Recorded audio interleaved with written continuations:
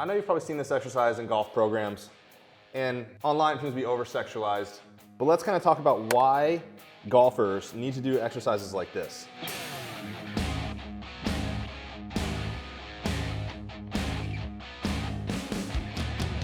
So the purpose of that exercise is to move your pelvis. So your pelvis, if you can imagine, is right here, it's in your hips. If you can imagine it being like a bucket of water, this would be your pelvis. So when we are arching and tucking, that is pelvic tilt, anterior and posterior pelvic tilt. When we set up to the golf ball, the best players in the world are somewhere around like 20 degrees of anterior pelvic tilt. So that if I was wearing a belt buckle here, it'd be slightly pointing down. Then as we go throughout the swing, we slightly start to take away that anterior tilt, we posterior tilt, and then all the way towards impact, our belt line would now be level with the floor, be like a 0 degree pelvic tilt.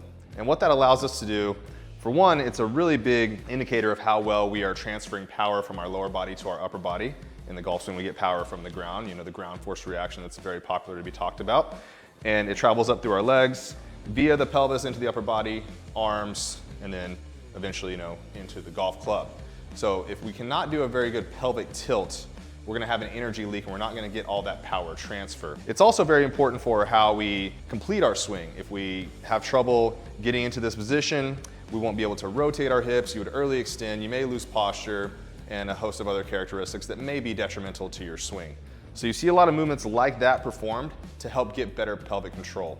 So what I'm gonna show you is a quick progression of 3 exercises that you can do to help with your pelvic tilt. So lying supine just means I'm on my back, my face is up, and you can see there's gonna be a natural space here between my low back. And now if I was to posteriorly tuck my pelvis, I could eliminate that space. So if you cannot move your pelvis at all, this is a great place to start because I'm on the ground and I can just really focus on basically pushing my lower back into the ground, and that will tilt my pelvis for me. And then back up, I wanna make sure my core is tight. So notice that I have space, and now I would just eliminate that space. So that's where you would start first. About 6 to 10 reps, 2 to 3 sets to get you going. Then the next one is what I had at the very beginning of this video, and it is cats and dogs, or my wife would say cat-cows.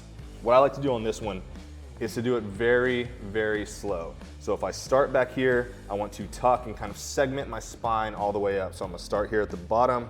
I'm going to tuck the pelvis, round every vertebrae on the way up. I'm even using my hands to push to get more range in my upper back. Then I want to start down here again, and then I want to go the opposite direction. So kind of like making a U, finishing with the head up. And then start again, round, segment, as slow as I possibly can on the way back down, and repeat. The next variation requires a band. So nothing crazy, heavy resistance, just loop it through your palms here, over, and then onto the lower part of your back, even like, to like the very, low part there. Then from here, you're gonna press into it to round, and then you call this arch.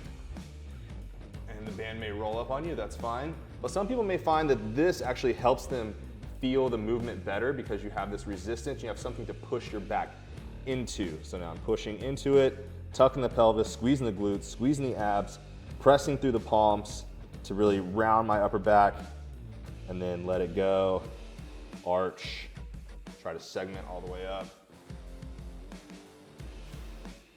and repeat.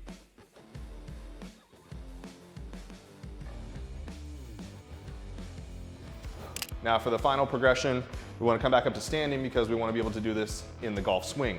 So I like to use a club just to have a little bit more stability here. So I'm just going to press into the club head. I got the grip into the ground.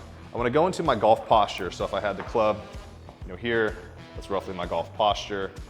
And then now I want to work on that pelvic tilt from this position. So it's real slow, under control. I want to make sure I'm not using my upper body. So I don't want to, excessively round or push myself back and forth. I want to kind of stay in posture. You want to arch first and then tuck. I like to tell a lot of people if they're having trouble with this to come back to neutral every time. So stand all the way up, golf posture, arch first, and then tuck. You may feel a little bit of shakiness there. That's okay. Once you do a few of them, your body will get the hang of it. So arch, and toe. So all of these, you can do anywhere between 6 to 10 reps, 2 to 3 rounds. Starting down on the ground and working your way back up will really help you in your golf swing. So if you like this video, make sure to hit the like button below and subscribe.